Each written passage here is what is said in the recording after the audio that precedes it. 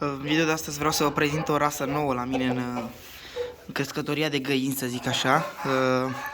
Pentru că de vreun an de zile m-am cam apucat serios de găini și am tot adus păsări noi, din ce în ce mai calitative, părerea mea.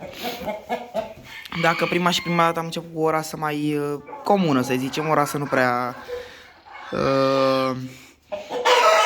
spectaculoasă, dar care mi-a deschis așa, aș putea spune, pasiunea pentru găinile de rasă. Ulterior am dezvoltat acea rasă în două talii, talie mică și pitică și mare.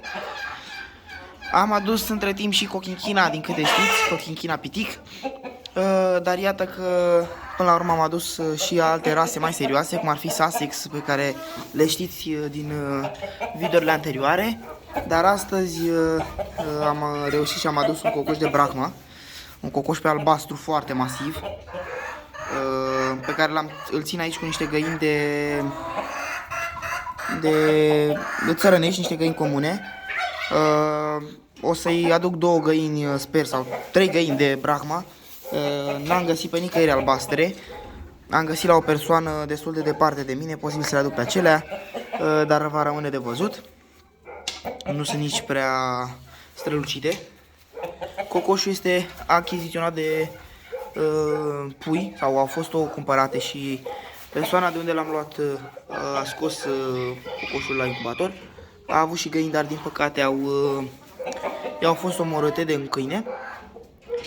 Dar mă bucur că am reușit și am adus cocoșul.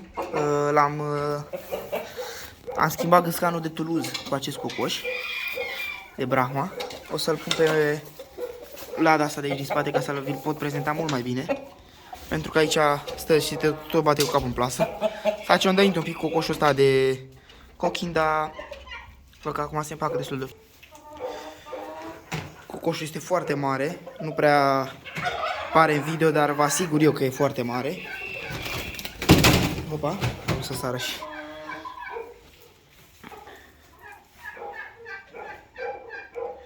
Pe albastru, purtător de alb. Uitați în comparație cu mâna mea, nu știu cum să vă fac să vi-l arăt cât e de mare. O să dau găinile comune jos ca să vedeți ce diferențe între ele. Oricum, uitați că de mare pe lângă găinile de cochinchina pitic. E o găină cât de cochine cât coada lui.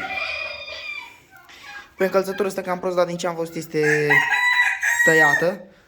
Nu-l ținea nici pe paie, era dat drumul prin curte, dar cred eu că până la primăvară se va face el, se va îmbrăca și sper să-i aduc să scot pui din el anul ăsta, să-i aduc două găini măcar, sau și o găină, numai să scot pui din el. Sunt foarte mândru de achiziția pe care tocmai ce-am făcut-o și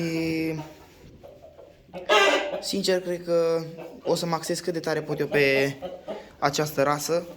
Asta va fi rasa de bază la mine în crescătorie și cu cele de Sussex. Sussexul e o rasă foarte căutată din ce am văzut în ultimul timp, destul de populară la noi în țară. Sunt niște găini mixte, cresc destul de repede. În schimb, Brahmaul albastru e relativ o culoare nouă, nu aș putea zice că e veche culoarea asta, pentru că eu o am descoperit-o de 2 ani de zile, dar Brahmele de mult am vrut să-mi aduc, am avut ceva metici de Brahma, dar Brahma original, cum este acest cocoș, așa de mare n-am avut niciodată, nu credeam că sunt atât de mari. V-am zis, nu știu dacă pe video de fapt nu prea se vede așa mare, dar vă asigur că e uriaș. Are puful foarte bine, coada, poziția codii destul de bună, părerea mea, creasta, încălțătura v-am zis un pic cam jumulită, cam murdară, dar are timp să se dezvolte. Uitați diferența pe lângă o găină comună. O găină comună destul de mare chiar, care e cam cât una de Sussex, ca să vedeți cam cum e de mare cocoșul. Deci e practic dublu față de această găină, care v-am zis cât o găină de Sussex. E un metis de Kabir această găină. Cam, ca să vedeți, o găină destul de grea, în jur la 3-4 kg. Adică că în jur la vreo 3 kg. Un metis de găină din asta țărănească cu Kabir.